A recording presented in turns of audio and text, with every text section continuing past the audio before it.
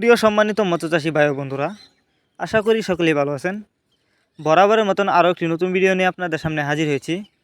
ভিডিওতে আপনারা যে মাছের পানাগুলো দেখতে পাচ্ছেন, এগুলো হচ্ছে নতুন বছরের নতুন চাষের অরিজিনাল মনোসেক্স তেলাপিয়া মাছের পানা। বিকজ আপনারা যারা মনোসেক্স তেলাপিয়া মাছের পানা চাষ করতে চান, তাদের জন্যই আমাদের আজকের ভিডিও, তাই সম্পূর্ণ ভিডিও দেখতে থাকুন। তেলাপিয়া মাছের পানা কিন্তু দুই প্রকার হয়ে থাকে, দেশি এবং মনোসেক্স। তো দেশি তেলাপিয়া মাছের পানা সেটা হচ্ছে আপনি যদি পুকুরে চাষ করেন 3 থেকে 3.5 মাসের ভিতরে বাচ্চা দিয়ে দেয়।